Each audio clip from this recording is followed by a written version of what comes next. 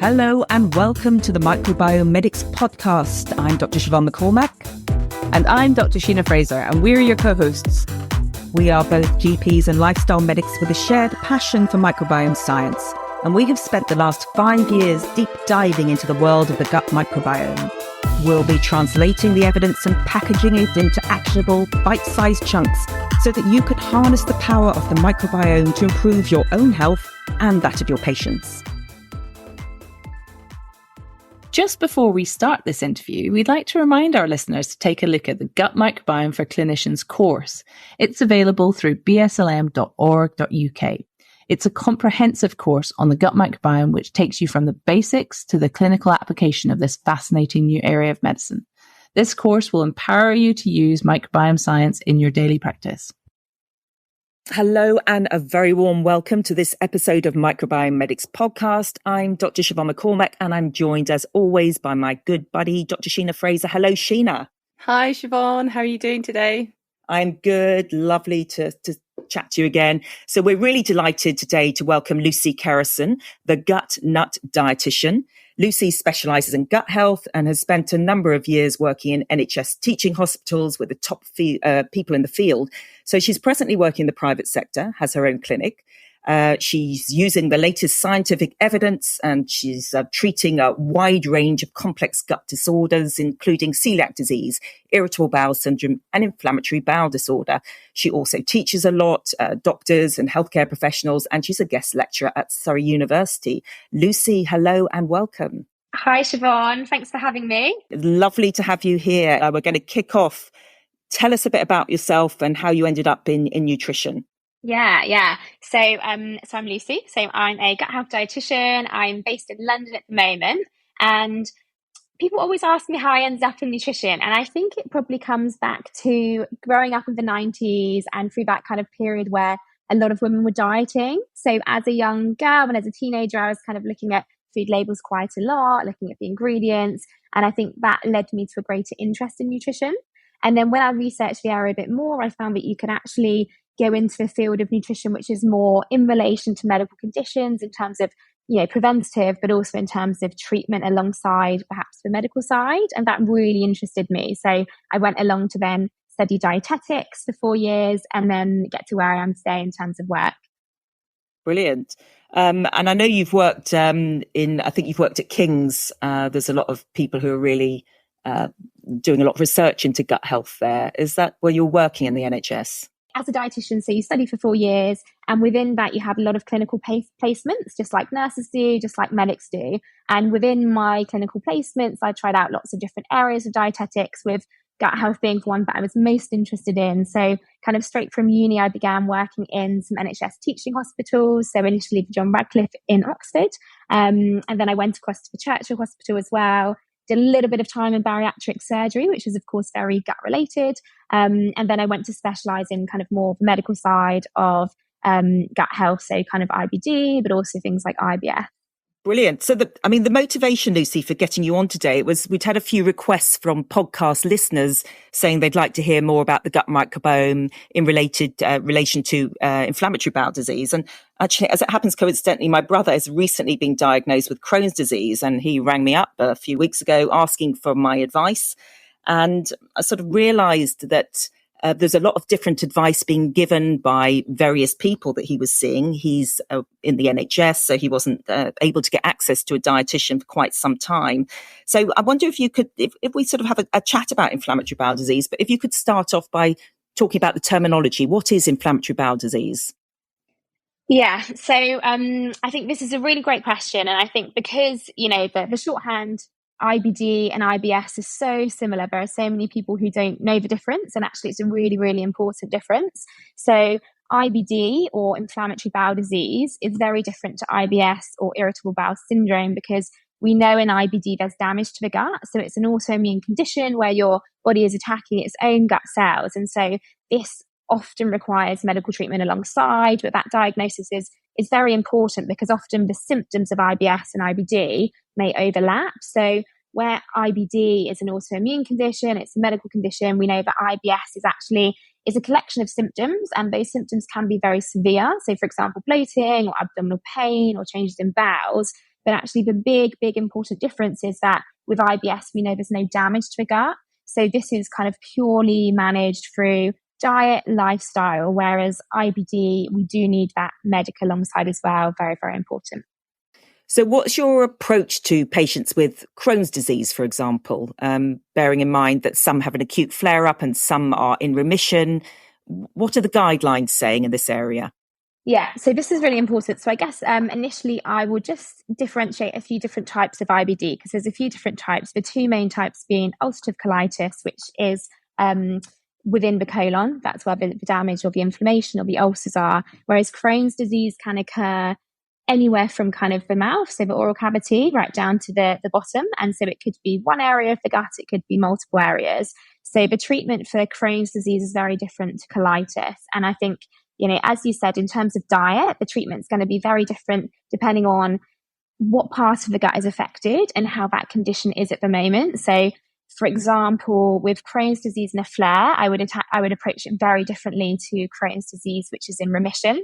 And I'd also like to know, and this is why it's so important to work with a medic as well, where exactly that flare is. So, for example, if someone has acute inflammation and it's taking up a large part of their small intestine, we know that absorption is going to be compromised, but also depending on the symptoms, it might be harder to tolerate some foods. So we might adapt fibers, we might go into kind of liquids, and we'll get into the details later on, I'm sure, in the podcast. But it's also really important to know, with Crohn's, kind of the current condition of the gut, because actually, although, diet can be used as a treatment as well, as long as the gastroenterologist is on board, that will be depending on the severity. But also whether or not we're using diet for, symptom relief or for part of the treatment, it's really important to know the severity of the inflammation. So one thing that can happen in Crohn's disease is you can get some stricturing, which is narrowing of the intestine. And so actually, if you've got narrowing of the intestine because of damage to the gut, then you have to be really important with certain foods and fibers so we don't block the gut if the tube is much more narrow. And this narrowing can be temporary or it can be permanent. So if you've got temporary inflammation and you've got a slightly more narrow intestine, then we'd adapt the diet temporarily until then that inflammation is healed and the intestine becomes much wider. Whereas actually, in some cases, that narrowing might be more permanent if it was a particularly severe flare and we call it fibrotic, or it's scarred tissue, which stays a little bit more narrow. Or it could be if there's repeat flares, repeat inflammation, that tissue is more narrow. And it's really important for us to understand that, because if that tissue is more narrow permanently, then we need to adapt some of our dietary changes more permanently. So the kind of the condition of the gut is really important, but also the flare versus not flare. So someone who has Crohn's disease and is in remission and is feeling good, I would be much more fluid in terms of fibers, and I would be looking at diet to support overall gut health, as well as, all your nutritional markers. Whereas in a flare, we're looking at also adapting the diet to help with symptom relief and potentially treatment. So one of the problems we have in the NHS at the moment is people can't seem to get access to dietitians. And also people feel confused about the difference between dietitians and nutritionists and other people who could give them dietary advice. Can you explain the terminology and what a dietitian is and how that differs from a nutritionist?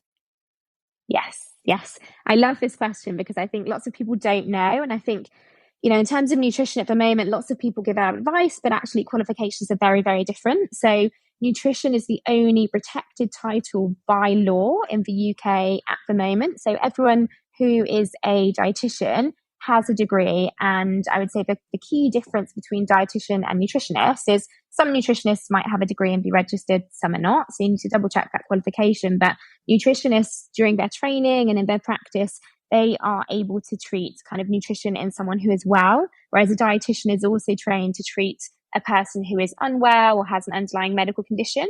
So if you're looking for nutrition advice in relation to a medical condition, you want a dietitian. If you're looking for maybe sports nutrition advice or general nutrition advice, you could use a dietitian or a nutritionist. Brilliant. That's really good to clarify that. That doesn't solve the problem of we need more of you in NHS clinics. But it's interesting that still quite a lot of gastroenterology consultants and the team really suggest that diet isn't important in inflammatory bowel disease. I think the focus is on medical therapies, so all the kind of immune therapies that are available now, which obviously can be brilliant, but they still only provide remission in about sort of 30 to 45% of people, as far as I understand. So why do you think that is, that people still don't understand how important diet is? Yeah, it's a really good question. And it's really tough because actually, if you look at things like guidelines, say the BSG guidelines recommend that every new IBD diagnosis should have an assessment by a dietitian. But, in practice, that just doesn't happen because there's just not enough of us. And the reason that you need an assessment by a dietitian is because the nutrition advice is very personalized. And I think with gastroenterologists, there's a really big kind of range now. So I work with lots of gastroenterologists kind of in my sector, and I think I'm probably lucky with the gastros that I work with, and that they're very supportive and on board with nutrition, and perhaps that's why they work for a dietitian. So I probably see the side where gastros are more involved, but I also have a client base. So I have some patients who are referred to me from a gastroenterologist and some who find me themselves. And with that kind of section of patients who find me themselves, they may have had a gastroenterologist who has been a bit dismissive of diet, but they've been really kind of keen to discover more themselves. They've come to find me. But I think I probably miss that section of clients or patients who have maybe spoken to a gastroenterologist, they've been a bit dismissive of diet, and then the patient has just listened to the gastroenterologist. And actually, I think it's really important to raise awareness because diet can make such a difference. I guess in terms of the research and the studies, diet is definitely much harder to study than medication because it's much more difficult to control the variables. And the other thing, I guess, with diet is that actually in terms of the research, it's used for kind of mild to moderate Crohn's or IBD flares, as opposed to medication, which can be used across the spectrum. So it is tough. And I think the other thing to think about is maybe in terms of gastroenterologists and their resources, because they don't have time, I would say, to go through, all the medication options, all the dietary options, and keep up to date with all of that. And a lot of them don't have, access to a gastro dietitian. So there's some in every NHS sector. But I know, for example, when I was last in the NHS, this was just kind of pre-pandemic, the waiting lists were crazy. So, even for an urgent, they would very rarely get through within a few months. I think our non-urgent cases, it was over a year waiting list. So the access is really, really tricky as well. So I guess, with some gastroenterologists, they could be, even if they were recommending dietitians, it's whether or not you can find that dietitian and whether or not that's accessible for patients. Yeah, and I think it's important for listeners to know, because I'm a GP, Sheena's a GP, and in fact, my brother, who's got Crohn's disease, is a GP as well. Now, most doctors in their training have very little or no nutrition, so we don't have that background. It's a sort of hugely complex speciality in its own right, as you know. I think Sheena is unusual in that she's really been doing lifestyle medicine and reading a lot about nutrition throughout her life and certainly her medical life. But I think it's safe to say that Sheena's an unusual doctor in that regard. I'm back at university. I'm back at Surrey actually doing nutritional medicine, doing a master's, and I'm sort of gobsmacked by the complexity of it all. So, you have lots of brilliant doctors out there, but they haven't got the training in nutrition. And sometimes that can translate into them thinking that nutrition, therefore, can't be that important. I suppose it's interesting that, my brother, who's a doctor, was ringing me to ask me about for nutritional advice. And very quickly, I sort of realized that it was an area that I didn't know enough about. So, for example, he's got a flare-up of his Crohn's at the moment. That's how it was diagnosed. So when I started talking about in general about gut health, he was, said that he's been told absolutely he must stick to a low-fiber diet. Now, I know you were saying in acute flare-ups, certainly that's true, but it does seem to be something that patients seem to think that they need to stay on a low-fiber diet. So what are your thoughts about that and how we can sort of change that message? Yeah, I think it's really important to cover, actually, because what will suit someone in a flare is so different to what will suit them and what they should have maybe in remission. And so actually we know in terms of overall gut health, and we know in terms of Crohn's and colitis, there's a couple of things to think about. So actually with the research, higher fiber diets much more beneficial in terms of general gut function, in terms of lots of other markers of your health and also in terms of your microbiome. And actually with autoimmune conditions such as Crohn's, colitis, IBD, we know that there's a slightly less diverse set of gut bacteria. So we do want to work on improving that. And, actually some of the theories behind some of the reasons that some of these dietary treatments work is potentially to do with the microbiome as well. So I think in terms of the low fiber side, it's quite old advice really, in terms of, I think that's some of the most researched advice for a flare. And so the reason being is we're giving the gut a bit of rest. You're not getting those irritating fibers reaching lower down, often where there is inflammation. So for example, in Crohn's, really, really common that inflammation might be towards the lower part of the small intestine. And so a low fiber diet will give a little bit of relief. But actually, once that flare's cleared, once someone is back in remission, they should be slowly reintroducing these fibers to support their overall gut health. And I guess another thing to think about is actually, we don't want to kind of blanket case low fiber diet for everyone in a flare, because for some people, it doesn't actually, support symptom relief. So the low fiber side, unless there's a stricter or narrowing, is to support symptom relief while someone's in a flare. And so actually for some people that doesn't support symptom relief, and so we don't even necessarily need to restrict them in a flare.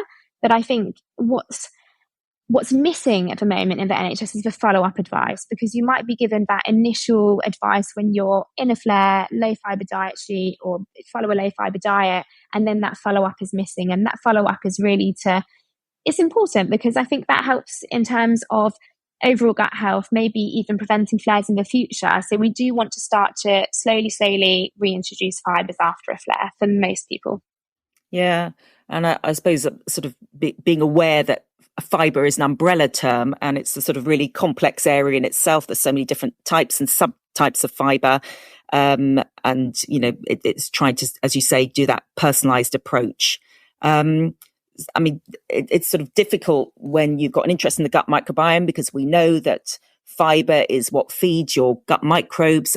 And I imagine that in an acute flare-up, when you've got a lot of inflammation, it's really important to try and build up those beneficial gut microbes, give them the right nutrients so that they can support the gut barrier integrity. They could be producing short-chain fatty acids, which is really good for your immune system, really good for your mucus layer.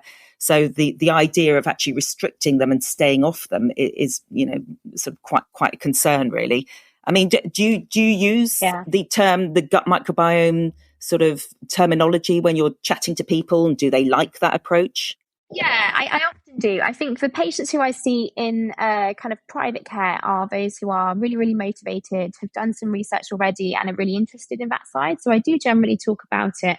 But to lead on from your low fiber and the microbiome, I think, another thing that we can do is look at reducing certain types of fibers during a flare, depending on the person and how it suits them. So it might be, and this is an oversimplification, but if you look at, say, soluble versus insoluble fibers, you're soluble of ones that kind of swell and collect water and bulk the stool, and your insoluble can do that, but your insoluble fibers will also irritate the gut lining, which can be more challenging in a flare in terms of symptoms, but it irritates the gut lining, which can produce kind of mucus, draw water in and still bulk the stool, but it might feel not so comfortable. So I often initially would say, let's look at just removing some types of those fibers. And actually what you can do in a flare, if it suits you, and if you're wanting to be really conscious of the microbiome, is keep in products that are also supporting your gut health, but not containing those rough insoluble fibers. So for example, oily fish is quite a good example if it's suited. So that contains high omega-3s, natural prebiotics,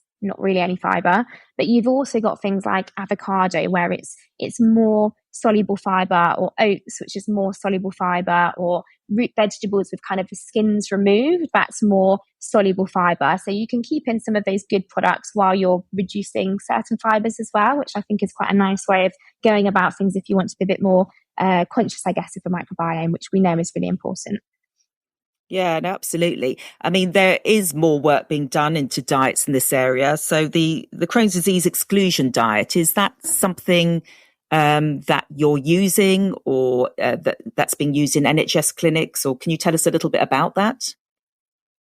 Yeah, absolutely. So this is a really nice approach, I think. So this is kind of a 3-phased approach, and it's in terms of treatment for mild to potentially moderate Crohn's disease. Now, I would say it's really, really important if this is being used in treatment, but it's alongside a gastroenterologist, and that, you know, the two of you are happy and working together on that, and that we're monitoring the patient closely. So what you'd be doing with this approach is it's a slightly more gentle approach to exclusive enteral nutrition, which is a purely liquid diet, which has got a bit more research. And we know that this can help in terms of reducing inflammatory markers and putting someone with mild Crohn's disease back into remission, or potentially helping outcomes pre-surgery, for example. So the Crohn's disease exclusion diet is an approach which is slightly easier to stick to, I would say, because you're only using maybe 50% of your diet as enteral nutrition. So it's especially kind of medically formulated liquid substance, which we would use to make up half calorie and protein requirements. And so the diet is easier to follow. You're still having some solid foods. And so there's 3 different phases with this diet. So phase 1 is the 50% liquid diet and then 50% foods. And so with the foods, we are removing some of those insoluble fibers that I spoke about. And we're also keeping things like emulsifiers, processed foods low, processed red meats generally. And then as you move into phase 2, you'd be slowly reducing the liquid nutrition. So it might be, say, 20, 25% of your nutrition would be liquids. And then we're slowly starting to bring in more fibers.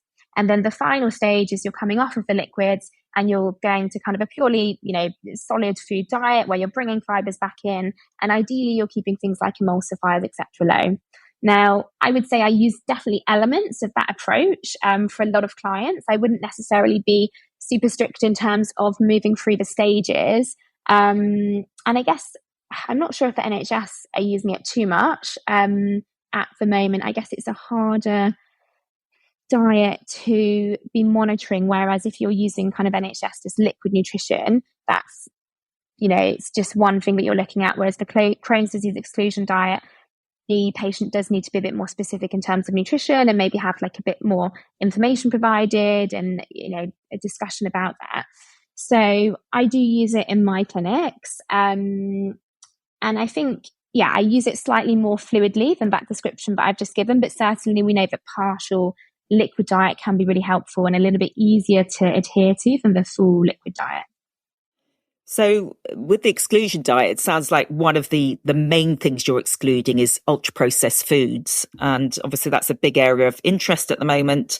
I mean, what are your thoughts about there's this huge concern that 70% of the products in our supermarkets are made up of ultra-processed food. It's this highly formulated foods filled with a lot of additives, emulsifiers and artificial sweeteners that seem to be very negative for your gut microbiome composition and gut health.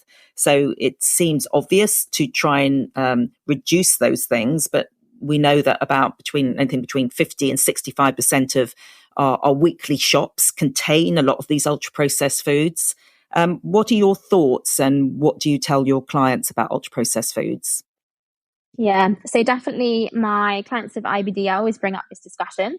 And I think it's really getting that kind of middle ground in terms of, you know, the approaches that where we're kind of gaining more research and information around and we know that are going to be beneficial, but also what's realistic in the diet and what will also allow you a flexible diet where you can still, you know, be comfortable socializing and you're using, you know, food for other reasons as well as just purely fueling your body. So I tend to follow a bit of a kind of 80-20% approach. So I'll talk about emulsifiers and we'll look to reduce them. And I'll maybe educate a little bit around where they're labeled and the kind of products they're in.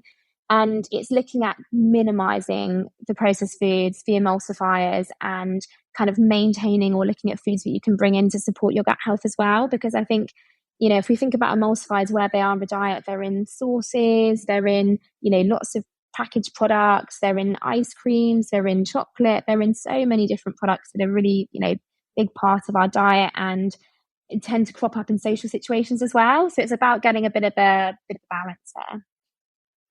So it sounds like the Crohn's disease exclusion diet is excluding as much ultra-processed foods, artificial sweeteners, emulsifiers as you can.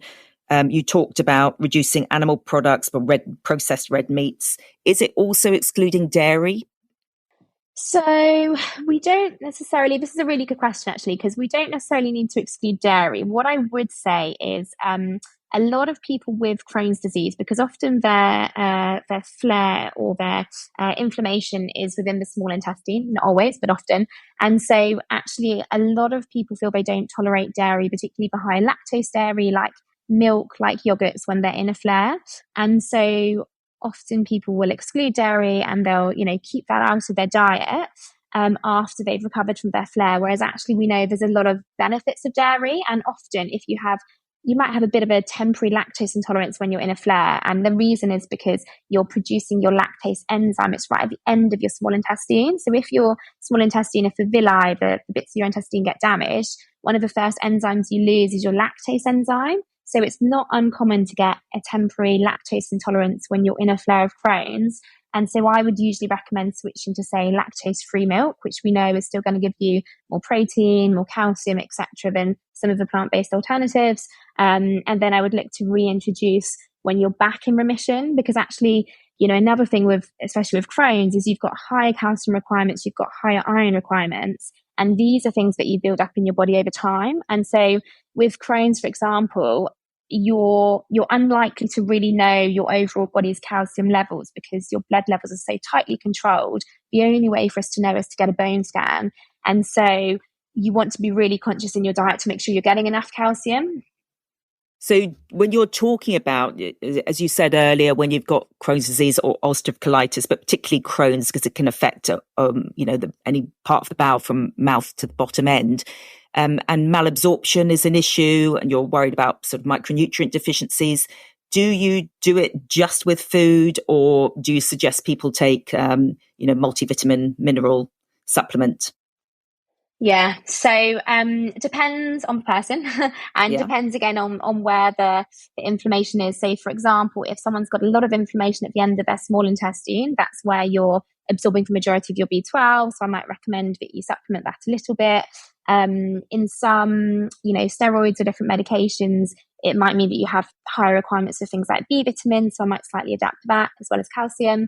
So generally speaking, if someone is in remission, then I prefer to get it from diet. But if they're in a flare, it's not always possible. And it really depends on the severity of your flare. And if we've looked at any other, markers. So for example, it's really common in Crohn's disease to have really low iron levels. You might actually need an iron infusion because oral iron is, in a usual person, it's quite difficult to absorb. So when you've got a flare, it's even more difficult to absorb. It can cause gastrointestinal upset as well. So, I guess it's a tricky answer because it would depend slightly on the person, where their flare is, what they're, how well they're absorbing at that time. Yeah. No, that's really helpful. So I just wanted to ask you, Lucy, I suspect that your clients will ask you a lot about prebiotics and probiotics and whether they should be taking them, for example, in gut health, but also specifically in inflammatory bowel disease. Can you just remind the listeners what those two terms mean and discuss your use of them? Or yeah, absolutely. So probiotics are live bacteria which we know provide a benefit to the host. So they are live bacteria, the host being the person, live bacteria that reach your lower gut intact. So where you kind of harbour all your gut bacteria. And then your prebiotics are kind of the fuel to feed that bacteria. So prebiotics will produce good bacteria, but they're not living themselves. And the probiotics are the bacteria and they're living. So you can get these in supplement form, both of them. You can also get a lot of prebiotics from food. And I think there's a lot of research into probiotics, but there's still a lot we don't know. So in certain types of IBD, I do recommend probiotics. So there's a lot more research into certain types of probiotics in ulcerative colitis in terms of actually helping alongside some medication to get into remission, but also in terms of preventing a flare, in terms of pouchitis, which is when you've got a flare, if you've got kind of a stoma site. So surgical procedure where you've got some of your intestine is kind of coming out from the abdo region. If that becomes inflamed, it's called pouchitis, and we know there's certain probiotics that can help that. So Crohn's disease is slightly different because the evidence around probiotics is kind of mixed. So I don't usually recommend a probiotic supplement or tablet in Crohn's disease, and certainly not when someone's in a flare, because again, the evidence is even more mixed there, and there's, potential, but it's not going to make someone feel better. So I would say certain types of IBD, I would recommend a specific probiotic. In Crohn's, often not the case. And in terms of prebiotics, I would usually recommend these from food. So actually, you can buy prebiotic supplements, but prebiotics can actually be quite hard to tolerate, especially if you're someone who has an underlying gut condition or gut symptoms. And actually, you can get a lot of these naturally from food. So I actually prefer to get prebiotics from specific foods for most people. Probiotics depends on the individual, but I do think there's a bit of an over marketing of probiotics, and they're definitely only really helpful for a certain section of people. Yeah. I mean, that's, Sheena and I have discussed it before, and I think it's just helpful for people to understand. It's almost like talking about a drug. So you have to know what the probiotic is for, what its evidence is, the dose, the frequency, how long you take them for, as we do find people sort of start these probiotics for no clear reason. They don't feel any, don't have clear symptoms they can monitor, and they don't know how long to stay on them. And, they are quite expensive. So we certainly, do push for the food first approach. And that brings us, I suppose, to fermented foods. So any thoughts about fermented foods in general, but specifically with inflammatory bowel disease? Yeah, so fermented foods are really interesting, and I think they're getting, more and more research. And I guess there's lots of different types of fermented foods, because anything that's, pickled is fermented, but we also have this section of fermented foods that contain live bacteria, which would be things like your kefir, your kombucha, your sauerkraut, your kimchi. Now, these are much harder to study because, kefir that I maybe produce myself might have different bacteria to kefir that you're growing in your own home. And so the studying of these is much harder, but we are getting some more evidence around them. And, we do know that some of these products for live bacteria can reach your lower gut, and there's potential benefit. So my personal approach for fermented food, looking at the bits of evidence that we're starting to get, but also theoretical evidence, is that actually when you're in remission of Crohn's colitis, I do recommend slowly bringing in fermented foods to support your overall gut health and gut bacteria, which is also a recommendation I would give to the majority of kind of the general public. I wouldn't look to introduce them when someone's in a flare and when they're symptomatic, because that could potentially make symptoms a little bit worse. Okay, no, that's really helpful. I was just also wondering, when you're working in the private sector, do you get a lot of clients asking for gut microbiome stool analysis? Is that something you do? Is it something you find useful? Yeah, so I have so many questions on this. So I get some people who have come to me and have maybe already had this tested. And, it's a really tricky one because it's a really interesting area. There's a lot that we're starting to learn, but there's a lot that we still don't know. And so what we do know in terms of IBD is we know that, generally speaking, the gut bacteria is slightly less diverse. And there's certain groups of bacteria, which we know, like lactobacillus, bifidobacteria, can be very beneficial. There's lots of groups that we don't know so much about. And there's maybe, like 40% of the microbiome that we haven't even named yet. So I think there's still a lot of research to be done. I have some clients who use them. I don't directly recommend these tests, but if someone came to me and said, look, Lucy, I'm in remission, I'm really interested in having an overall look at my gut bacteria, I wouldn't be closed to the idea. And I have some clients who would use those tests, but I just like to make it really clear that it's not going to direct anything we do. It can be interesting. You can look at general groups, you can look at overall diversity, but it's not really as of yet going to change our treatment plan, because whether or not we see a less diverse microbiome, we want to improve the microbiome anyway. So it's not really giving us information to work on from a dietary or a medical perspective. Yeah, I think that's really important for people to know, because it can feel like getting a stool analysis and looking at all the the bacteria in your stool could be incredibly informative and helpful. And yet it's almost like someone handing you a telephone book. What do you do with a list of names of various, microbes, when we don't even know what a normal, healthy microbiome composition should look like? I think that's a sort of difficult thing, because each of us has a unique gut microbiome composition. There's, so many different bacteria that we can't actually define that area. And certainly a one-off stool analysis is probably not very useful at all. There may be some benefit if you're doing it over a series, if you're sort of, changing the diet and then monitoring it. But certainly it's not something that the NHS are doing. And I think it can be overplayed as people think it's going to be incredibly useful. And I think probably once people have it done, they're a bit disappointed in the fact that the dietitian or the doctor can't do a lot with the information. So, but if I can just move on to another area, because I know that you've had a lot of experience there,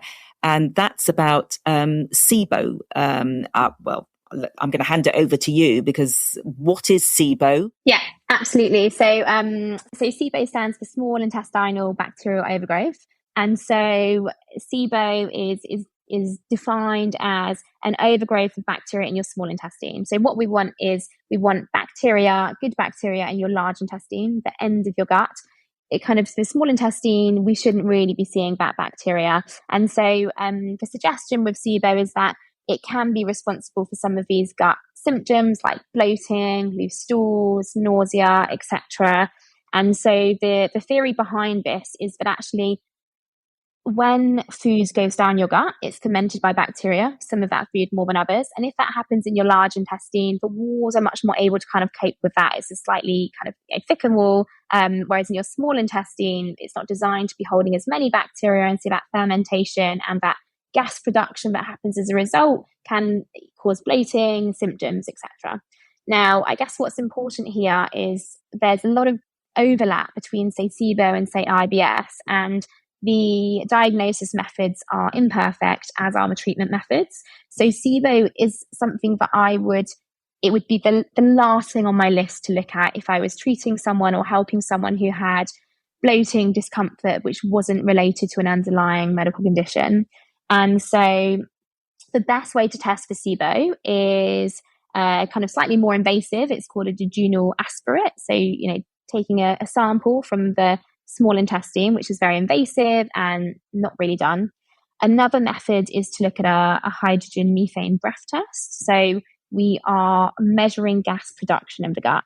Now, these tests definitely have some imperfections, but I think when you look at the test, you can see how extensive the gas production is to help you in terms of a diagnosis. So these breath tests are quite long. They're kind of between 90 minutes to 2 hours.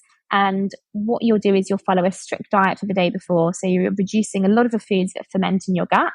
And you will then come into a clinic, or you could do this test at home. You will breathe into a tube for a baseline measure of your hydrogen levels.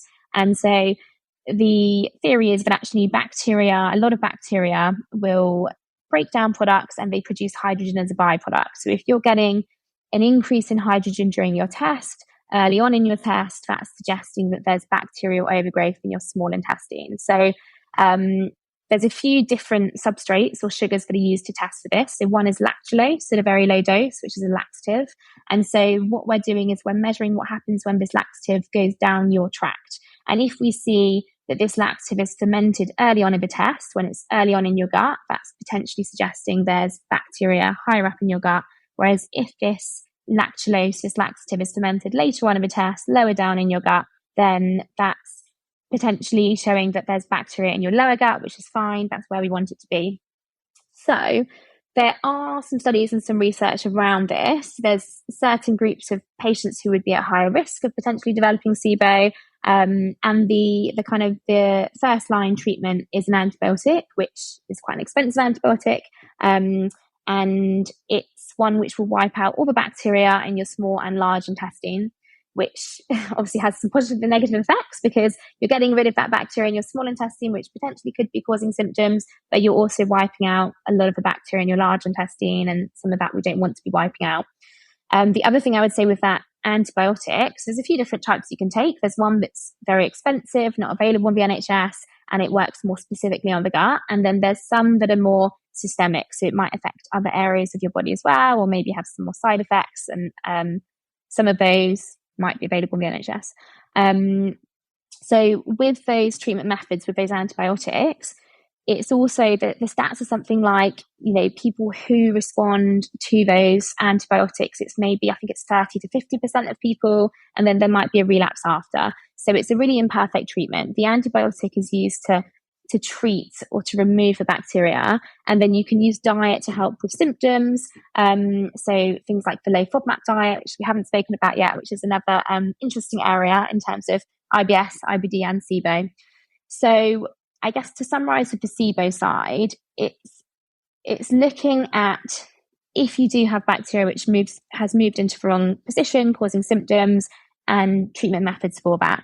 I think, it's something which I like to approach with caution, because the tests are imperfect, but also it's often not, SIBO alone. There's often an overlap of maybe SIBO and IBS. And so I think one of the issues is actually with the rise in discussion around SIBO is there's more tests being done, potentially by practitioners who are less able to interpret them. I've actually had, patients come to see me in clinic and they've been told they have bacterial overgrowth, and I look at their test and it's not. There's a rise in hydrogen much lower down in the test where that's their colon, and then they've followed a restrictive diet or taken herbal remedies or other things. So I think the danger is, using a test which is potentially not well interpreted.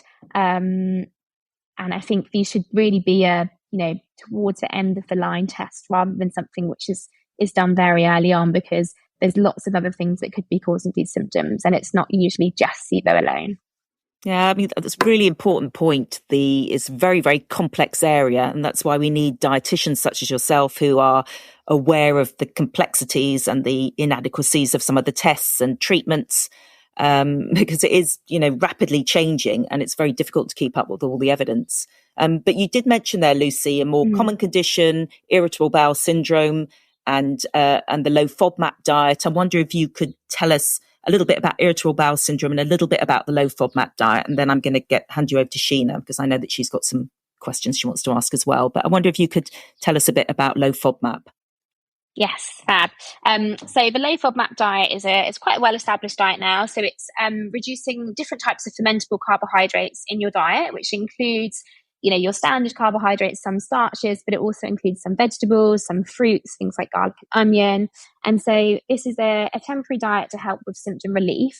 And so the restriction phase, where you restrict a lot of these foods, will be for about 4 weeks, with the idea being that it should help reduce symptoms. This doesn't help in everyone, so I'm actually quite selective who I use this in, and it's just for IBS, it's not for anything else. So the low FODMAP diet, the full plan, I would say the symptoms that it tends to help the most with are lower bloating, loose stools, and flatulence. So I would very, very rarely use this diet in someone who has IBS-C, for example, or who is constipated. So it's a three-phase approach. You restrict foods temporarily. You then look to test and see which foods a person is tolerating and which they're not. And so you then personalize the plan so that, the long-term diet is not restrictive, and people can feel a bit more flexible but still feel good in terms of gut symptoms, so a reduction in bloating or changes in stools. So it's quite frequently used. It's sometimes used in SIBO, sometimes in IBS, and I would say I sometimes use it in IBD where there's remission. And really, really important is the remission side, because again, I've had patients come to me in a flare of IBD who have started following a low FODMAP diet, and actually that's not necessarily the right diet for them, because what a low FODMAP diet is doing is just reducing foods that ferment in your gut.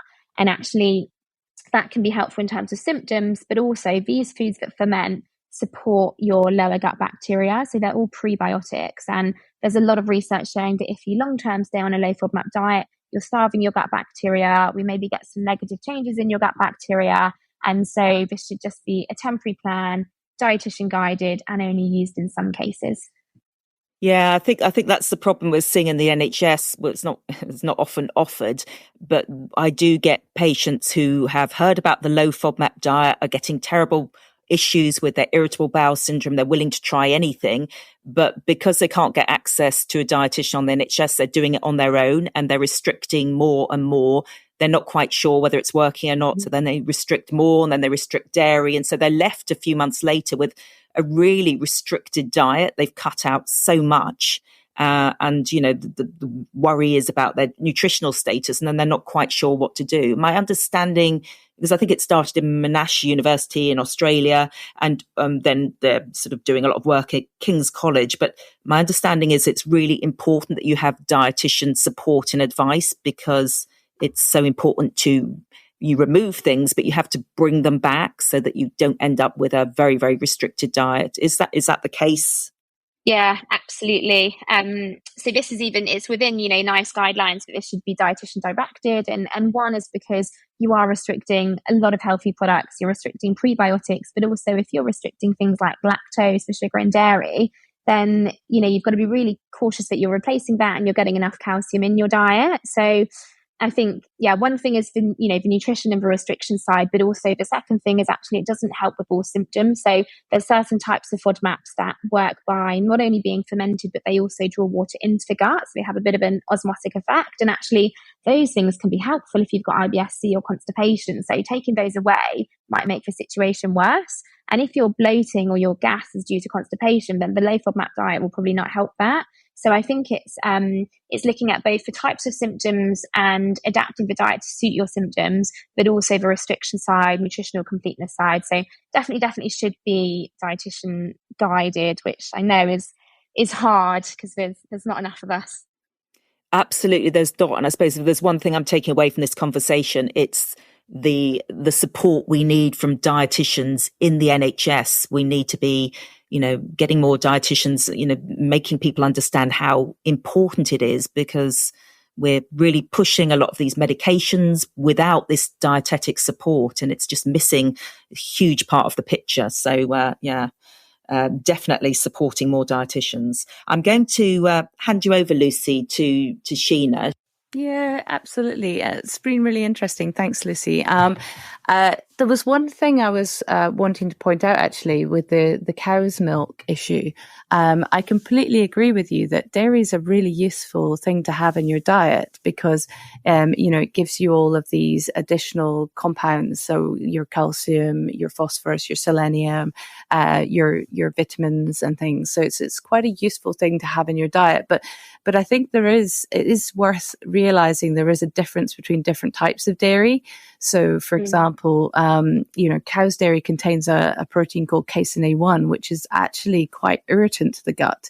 When it's broken down, it creates quite a toxic metabolite in your gut, which is very pro-inflammatory. And that happens in anybody that eats it, actually, not if you just have a sensitivity. So it may benefit people from not having cow's dairy, certainly for flare-ups, and even for a trial of it if they are in remission. But it's worth realizing that there are alternatives. So goat's dairy doesn't contain casein A1 and isn't as irritant. So, if it's not a lactose issue that you have with cow's dairy, it could be to do with this protein casein A1, and you might actually find that you tolerate goat's dairy better. So that might be something that people could try. I certainly tried it with my own patients and myself and my family, and found that very useful. I don't know if you found that at all?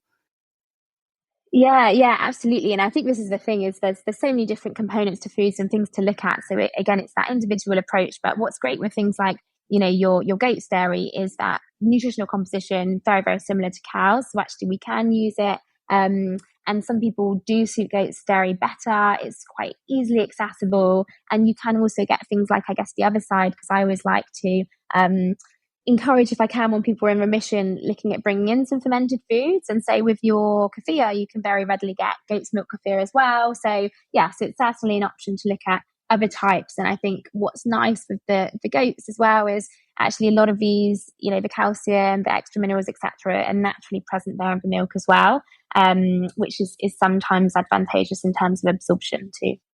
Perfect. And I was interested in your views on bone broth, and it's something that I'm a bit passionate about because I was brought up with bone broth, and it's something that people have been using for centuries to heal guts. So, it's always been a very traditional remedy for for settling your gut, having a very simple bone broth when your gut's flared up for whatever reason, whether that be an infection or an inflammatory disorder like inflammatory bowel disease. And there's a lot of natural remedy physicians, so naturopaths and people like and herbalists and things that really advocate using bone broths. I was wondering what your view is on bone broth and inflammatory bowel disease. Yeah, it's a really interesting one, and I've got clients who use or patients who use bone broth as well alongside their diet or within their diet. And I think with bone broth, it's very different in terms of like the production and what you'll get from it. So one of the potential benefits is the collagen content, which we know could potentially be beneficial. It's one of those areas which, again, there's not much research yet, but I think it's important for us to highlight, that research takes a while for that research to come through and to become a recommendation. And so I think we've got kind of like different levels of things to talk about with patients, or this is what I tend to do anyway, is that, they're really well researched. Yes, we know this is evidence-based. And then more the kind of the anecdotal evidence or the theoretical evidence, which is where things like, bone broth can be useful. It's absolutely not going to do any harm. So if you feel better with it, if you want to try it, then, I'm open to that with my patients. Lucy, thank you so much. We have learnt a huge amount. I will be putting links to Lucy's clinic and also any resources that Lucy wants to sort of direct us to, because it's really important that people learn as much as they can about this subject. So we'll be putting a lot more information about Crohn's disease and other types of inflammatory bowel disease and all of the things that we've been talking about today. It's been an absolute pleasure, Lucy. So thank you so much for your time. Yeah, thanks for having me. Yeah, it's been really good. It's been really nice to do something a little bit different. So Sheena, how did you find that podcast, that discussion with the dietitian Lucy Kerrison?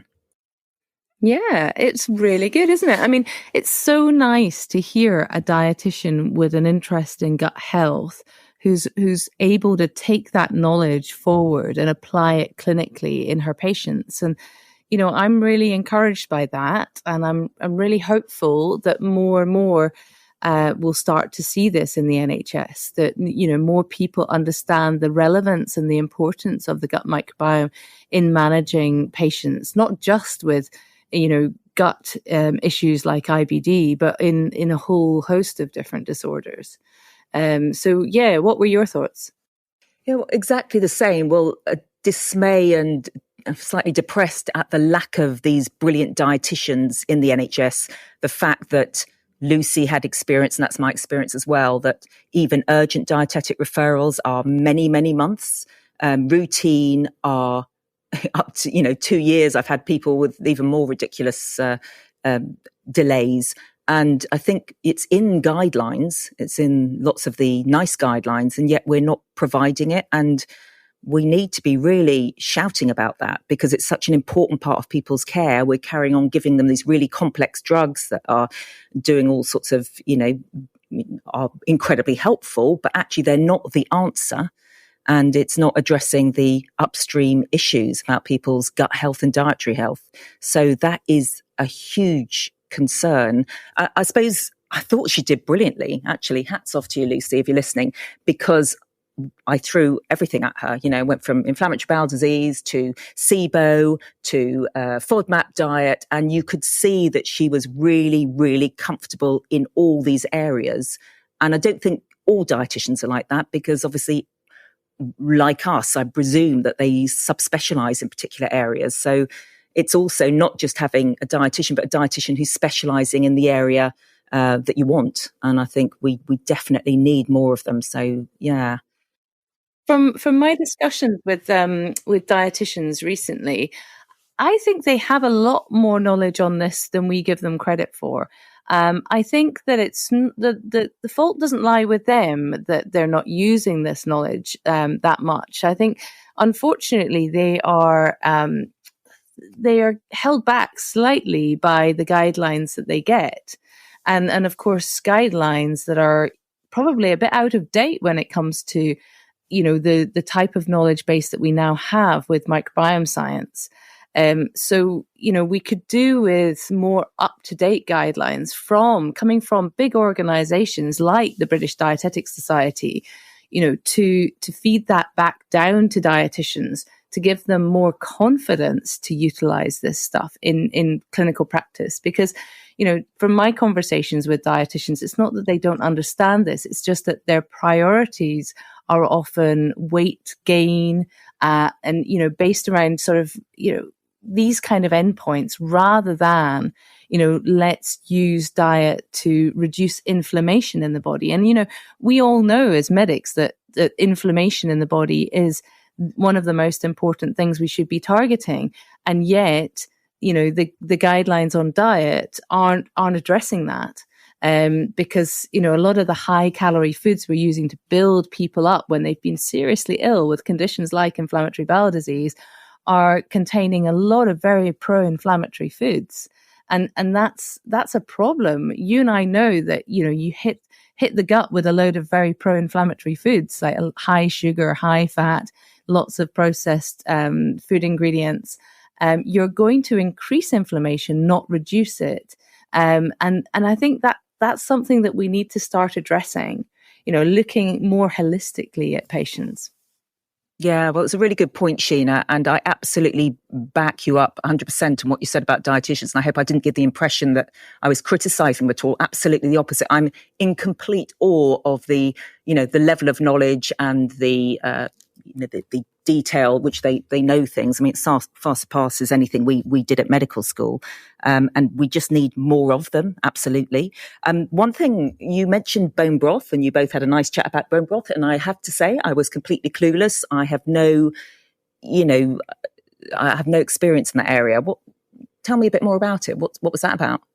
Well, bone broth, I suppose, is something that people have used it for centuries. Bone broth to heal. It's an ancient, well-established nutritional food that sort of gives you nutrition in a very easy to absorb way. But it's not just giving nutrition. It has a lot of other interesting properties as well. And I think people are just beginning to realize that the bone broth isn't just as simple as they thought it was. So essentially bone broth is when you boil the bones from an animal and you boil them for hours and hours. And to make a bone broth, you need to boil the bones for about 8 hours or longer. And what that does is it breaks down a lot of the proteins from the bone and the bone marrow and the collagens and the minerals from the bone. And so the liquid that you're left with is very rich in protein, amino acid, collagens, minerals. And essentially that's a really nice way of getting all of these very important nutritional foods into your system in a really easy to absorb way. So it's providing you with easy to absorb nutrition when your gut is inflamed. And that's, that's why it's quite a useful thing for inflammatory bowel conditions in particular, because you're giving these proteins, in a state where you're losing protein, through all the inflammation in the gut. You want to give back the proteins and the collagens.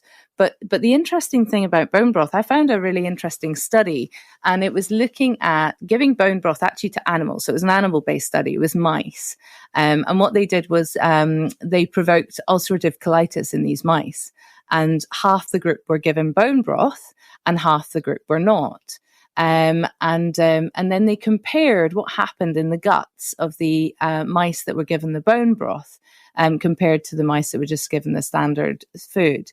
And what the interesting thing was that the bone broth actually really lowered inflammation in the colon. And it also increased the number of goblet cells. Now, goblet cells produce mucus for us, so they help to provide a barrier for us. And goblet cells are quite depleted in ulcerative colitis, and it increased the amount of goblet cells there. And it reduced the amount of inflammatory cytokines that are within the gut, so IL-6, TNF-alpha.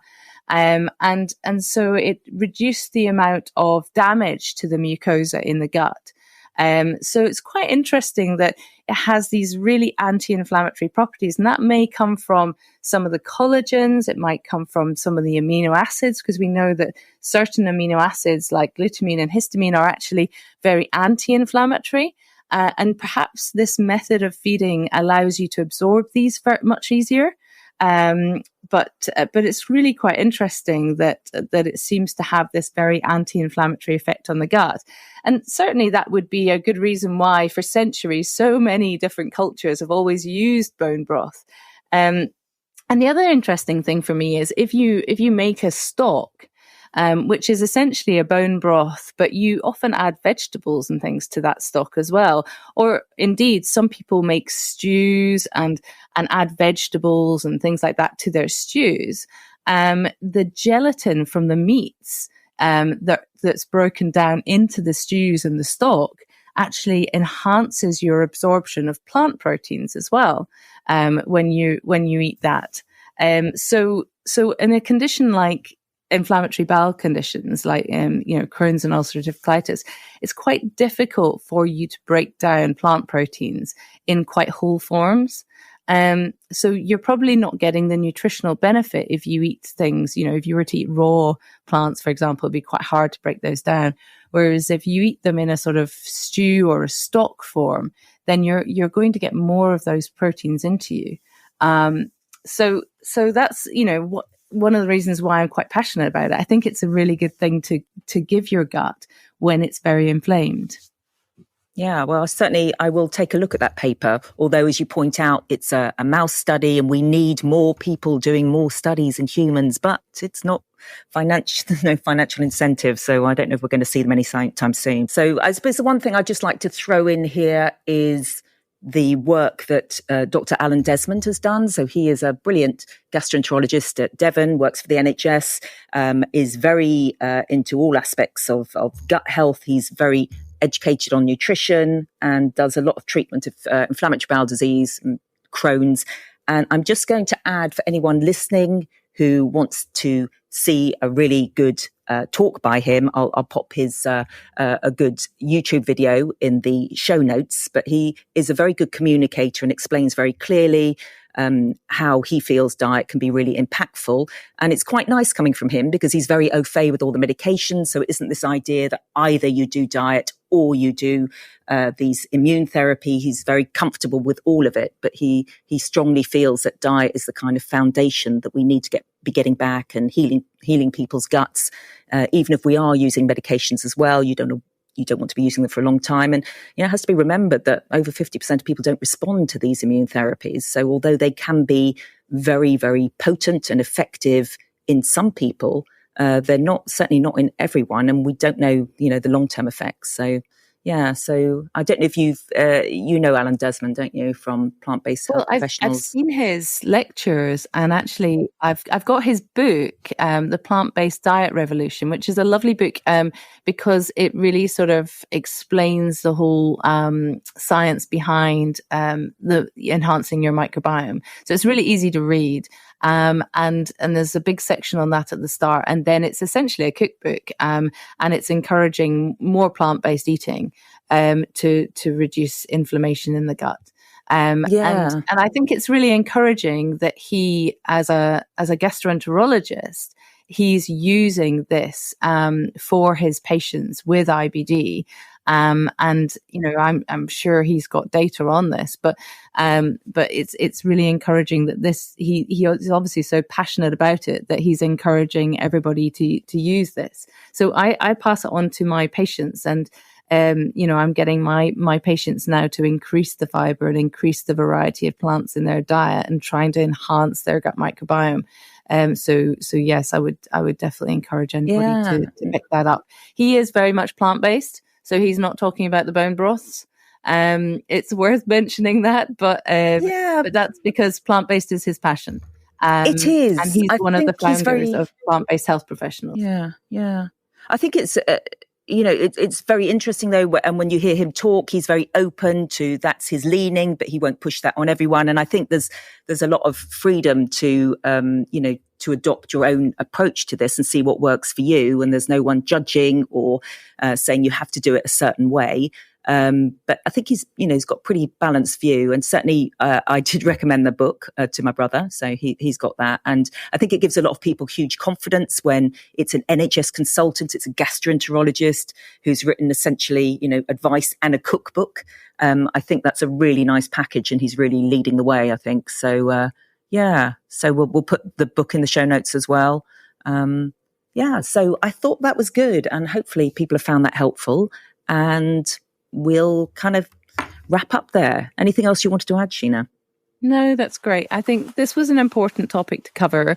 As you say, we had a few questions about IBD and IBS as well, which we didn't go into a great deal of detail, and maybe we can cover that in another episode. But IBS in its own right is an inflammatory condition of the bowel as well. So we can look into that at a later episode. But I think it's been important to cover this, and hopefully the listeners will appreciate the work that Lucy's doing, and I think it gives us some hope that there's a changing tide, and hopefully more and more patients will benefit from that approach. So thanks for organising that, Siobhan. I've been really enjoying having our guests on, and she's wonderful to listen to. So thanks. Yeah, big thanks to Lucy, and goodbye from us. Goodbye. Thank you so much for listening to this episode of Microbiome Medics podcast. We really hope you enjoyed the content, and we welcome your feedback. We'd love to hear any suggestions you might have for microbiome topics that you'd like us to cover. And we also appreciate listeners' questions, and we'll endeavour to answer them in the next podcast.